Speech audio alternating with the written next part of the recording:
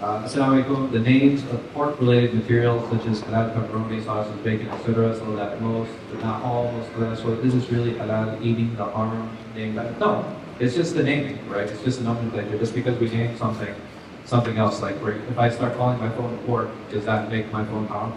No, right? These are just nomenclatures of names, like to identify certain things. And pepperoni, it's not pork, right? It's different. Pepperoni is actually the way that a particular meat is ground, mixed with fat, spices. And then there's like an intestinal layer that's put over it and it's chopped. So it's actually more of a description of the cut than it is the actual meat. That's all. Granted, there's culturally, there's usually a type of meat that's used in those things. Like, for example, if someone said Italian meatballs, I don't know if how many of you are familiar. So Italian meatballs actually have pork in them. Right, so it's a mix usually between pork and lamb, even though we know meatballs to be just beef usually.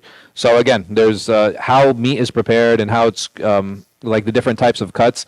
So when we talk about salami and pastrami and like different types of cuts, it's more how the meat is prepared than the actual meat. It's just culturally there are specific meats that are used for those cuts. Even when we say words like bacon, for example, bacon can be from different animals. Usually it is from pork, but you can also have turkey and beef. The Q&A has been enlightening, and may Allah subhanahu wa ta'ala reward you for your efforts. Would it be possible to maybe have some of these questions posted with the responses so that we can refer back to them? That is a very good idea. Inshallah, I'll try to, I'll talk to the admin and see if we can do something about that. Why is it that the Ahnaf pray Asr so late? So when it comes to the prayer times, basically, if those of you who are familiar, there's a hadith of Jibreel alayhi salatu wasalam, where he came to the Prophet Muhammad sallallahu alayhi wasallam, and he prayed with him sallallahu alayhi wasallam at 2 days. So the first day he prayed with him at the early time, and then the second day he prayed with him at the later time. So some of the Hanafis, they will say, and it's not all, right? So some of the Hanafis, they will actually pray Asr at the later time, saying that the first day is actually the second day is actually an abrogation of the first day, and the second one is the one that is preferred, and this is the time that it should be prayed. Granted, this is not the Hanafi position. I believe that there are a lot of Deobandi schools that is one branch of the Hanafi school, that they are the ones that actually impose this. So you'll find this in most Indo-Pak masajid. But for those of you that have visited Turkey, for example, Turkey, they pray at the Jumhur time, right? They pray Asr at Jumhur time, even though Turkey is a Hanafi country, right? So they're predominantly Hanafi in their madhab, even though they'll pray at the earlier time. So like I said, it's not a predominant Hanafi madhab. It is an opinion within the madhab, and then there are some people who take that particular opinion. What is the Islamic perspective on dinosaurs? I don't think there's an Islamic perspective on these things, or even aliens, for example.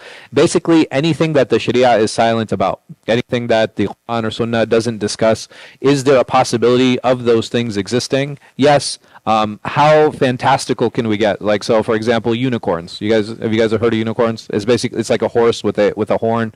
Is it possible a unicorn exists? Like, we don't have any literature in the Quran or the Sunnah that talks about it. It's possible, but the other problem is like, do we have any historical data that such an animal is real? No, we don't. Or the idea of like mermaids. I'm sure you guys have heard of mermaids, like half human, half fish. So you have concepts of imaginary type animals that exist. Is it possible that they're real? It's possible, right? In terms like in a figurative, imaginative sense. But if you don't have any record or any history of those particular types of animals, does it make sense to believe in them? No. Does it take away from someone's Islam? Also no, right? The only time that these beliefs would be problematic is if they go against the Quran or the Sunnah. Right, that's the only time it would become a problem or become an issue. So this belief in dinosaurs, the Quran and Sunnah are silent about it. And on top of that, like, there is a fossil record, right? So there are bones and things like that. So are they real? I believe that they are. Are there people who believe that dinosaurs don't exist? Yes. Is that a problem? I don't think so, right? It doesn't really make a difference to anybody's life on whether we believe dinosaurs are real or not. And it's the same thing with aliens. Allah subhanahu wa ta'ala, He talks about the creation of the Sab'a Samawat. He talks about the creation of the khalq, in general, that He created everything, and He created all of these, these different types of creation. So is it possible that there are aliens? Yeah, again, it is something that is possible.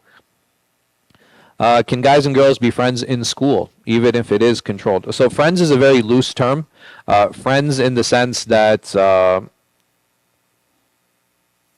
let me see, what's a good way of defining this? It is appropriate to socialize with the opposite gender in school, because we are in an environment where that happens. Like even during the time of the Prophet sallallahu alaihi wasallam, there was interaction between men and women. It's not something that was strange. It's not something that was odd. When there is a call to that, right? I don't want to say need, because need is a very strong word, but when there's a call to that, for example, if you are working on a project together, right? The teacher assigns a project, and there are guys and girls in the group. You should work together on that project. Sometimes we at the lunch tables, right? There's a mixing. It's very difficult to seclude yourself and sit alone. You'll come across as socially strange or socially weird. But as long as a person is maintaining their Islamic guidelines in how they are interacting with the opposite gender, and we had mentioned this before, as long as the conversations are purposeful, as long as those conversations are precise, don't make the conversations too long, and as long as those conversations are in public, don't have private conversations with a person of the opposite gender. Don't ever be alone in a room with a person of the opposite gender. The hadith of the Prophet Muhammad sallallahu alaihi wasallam is very clear in this regard, in that if there's a man and a woman alone in a room, the third is the shaitan, right? And it's a very slippery slope that we shouldn't be in those situations. But if I'm dealing with a female classmate and it's public and there's a need for, hey, like for example, if I didn't hear the assignment from the teacher and the person next to me is a girl, can I ask her like, hey, I didn't hear what the teacher said? Yes, that's completely fine. Like these things are completely normal, regular, healthy interactions. Or if I missed a day of school, I see one of my classmates, like, and she's the only one that I recognize, I can go up to her, I can ask her and be like, hey, listen, if my intention is to go and start a conversation with her, right? Like, so we all know our intentions. We all know our intentions. If my intention is to go and start a conversation with her, or to go start flirting with her, or because I have a sense of desire toward her, then she's not the one to talk to, right? Like we have to actually be very honest with ourselves, and it's very easy to fool ourselves and to trick ourselves. But if we are honest with ourselves and we know our hearts, then we should be the ones making these healthy Islamic decisions. May Allah subhanahu wa ta'ala give us tawfiq.